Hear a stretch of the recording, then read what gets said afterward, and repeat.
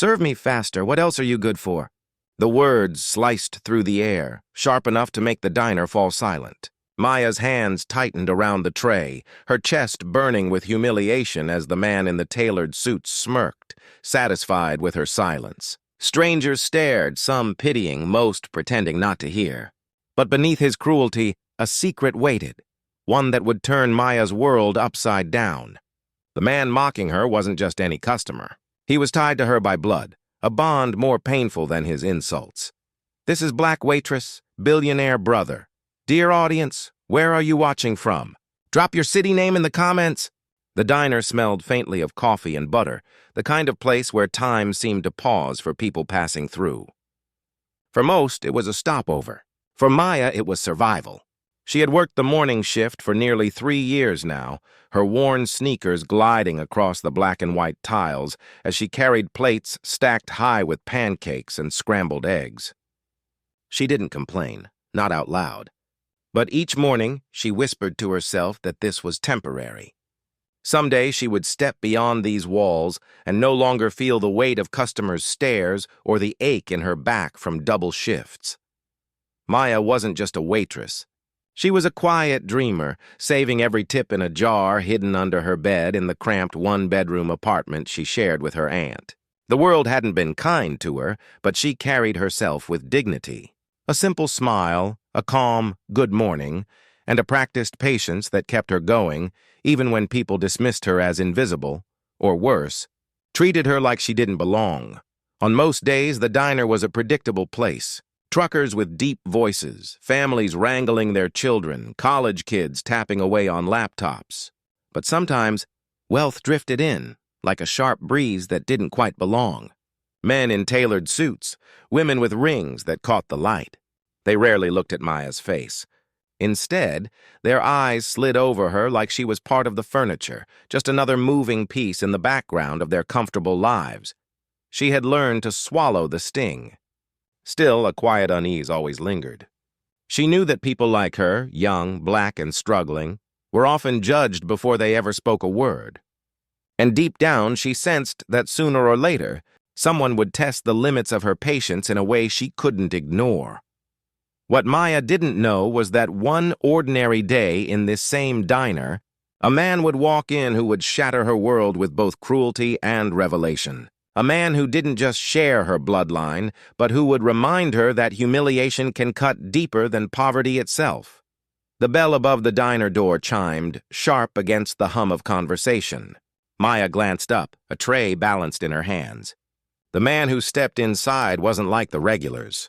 He carried himself with the kind of confidence that came from knowing the world bent to his will.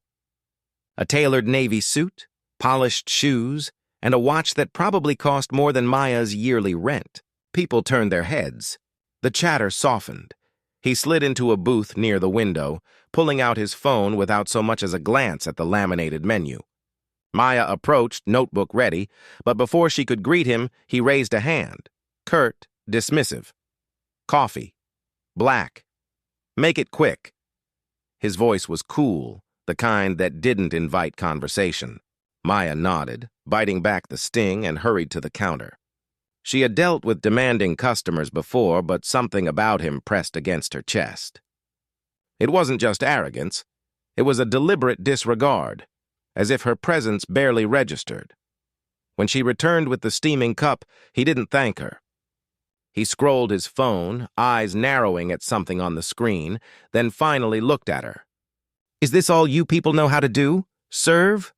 The words hit harder than she expected. A flush crept up her neck, but she forced herself to remain composed. Around them, a few customers glanced over, unsure whether to intervene or pretend they hadn't heard. Maya set the cup down carefully, her hand steady though her heart raced.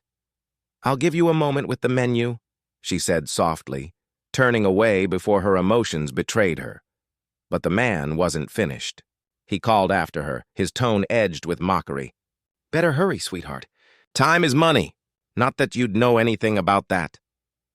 Laughter, sharp, cutting, escaped his lips. The humiliation stung deeper than she wanted to admit. She had endured years of subtle dismissals, polite racism dressed as indifference, but this was louder, public, and undeniable. She caught her reflection in the diner's mirror, chin lifted, eyes damp, dignity intact. Still, inside, a storm brewed. Other customers whispered.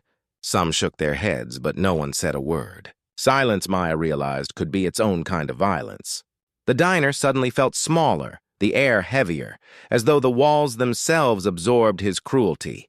As the minutes dragged, his behavior only escalated. He waved her over with exaggerated snaps of his fingers, demanded his eggs be remade twice, and complained the silverware wasn't polished. Each insult was delivered with a smirk, a subtle reminder of the gulf between his wealth and her survival. But beneath his polished arrogance, something flickered. When his phone rang, his voice softened, strangely vulnerable as he muttered about family records and missing files. Maya caught fragments, her curiosity sparking. The contrast unsettled her. Who was this man, really? Still, the damage was done. His words clung to her like shadows, replaying in her mind even as she tried to focus on other tables. For the first time, the diner, her refuge, her rhythm, felt hostile. By the time he asked for the check, Maya was drained. She slid the slip onto the table, her hand brushing the corner. He glanced up then, his eyes locking onto hers with an intensity that startled her. For a heartbeat, something passed between them, something unspoken, something more profound than disdain. Maya didn't know it yet, but the cruel stranger who mocked her in front of a room full of silent witnesses carried more than power and arrogance. He had her history, her blood, and the painful truth that would soon unravel everything she thought she knew about her life. And the first crack in that truth had already begun to show. The diner had thinned out by evening, but the memory of his sharp words still burned in Maya's chest. She moved through the motions, clearing plates, refilling glasses, when the man called her over one last time. His tone was different now, quieter, almost hesitant. "I need to ask you something," he said, sliding a folded paper across the table. Maya frowned, her hands trembling as she opened it. A birth certificate. Her eyes scanned the names, her mother's name. Her breath caught. "Where did you get this?" she whispered, her throat tight. The billionaire leaned forward, his arrogance stripped away.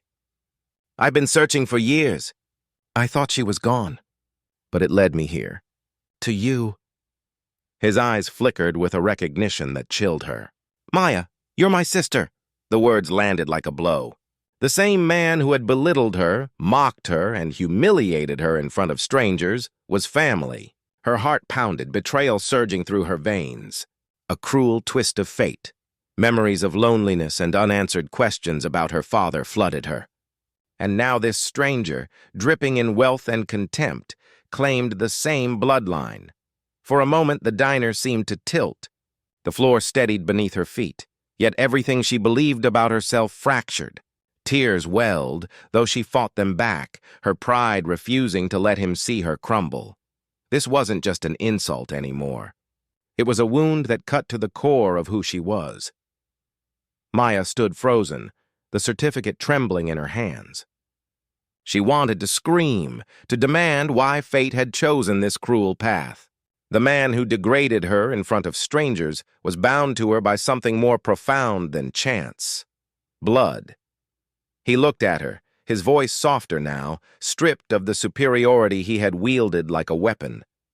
"I didn't know," he whispered, almost pleading. But Maya shook her head. The apology, if that's what it was, couldn't erase the sting of his words. "I've spent my life working twice as hard to be seen," she said quietly, her voice steady, "and the first thing my own brother did was try to make me feel small."